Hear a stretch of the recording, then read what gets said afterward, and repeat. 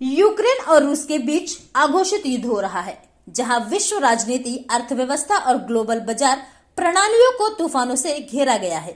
कई यूक्रेनी शहरों और ठिकानों पर हमला करने के बाद रूसी सेना अब यूक्रेन की सरकार सीट कीव पर कब्जा करने के लिए आगे बढ़ रही है। तो इसी बीच प्रधानमंत्री नरेंद्र मोदी ने रूसी राष्ट्रपति व्लादिमीर पुतिन से बात किया और हिंसा को तत्काल समाप्त करने की अपील भी की।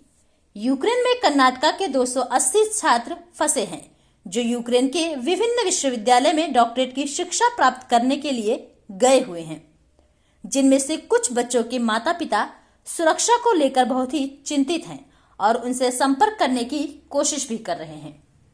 इसी बीच मनोज रंजन, नोडल अधिकारी, ने बताया कि हमने एक मोबाइल ऐप भी लॉन्च किया है, जिसके मदद से लोग अपने परिवार के सदस्य के बारे में विवरण अपडेट दे सकते हैं, जो यूक्रेन में फंसे हुए हैं, जिनमें एक नियंत्रण कक्षा और हेल्पलाइन नंबर भी स्थापित किया गया है।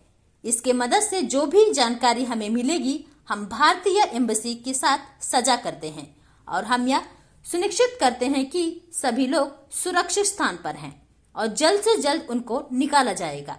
एक वीडियो साझा करते हुए बताया कि कैसे उन ऐप्स को इस्तेमाल कर सकते हैं। Closely with the External Affairs Ministry there, as well as returning back information. So the mobile app will give you the latest update, the latest advisories which are happening. So official communication which has been communicated there will be at one single point for you through this URL. The URL is Ukraine, Ukraine, Ukraine.karnataka.tech. So this is the small URL, will give you information, will upload your information and also share relevant updates. It has contact numbers of all the embassies and important numbers regarding this event.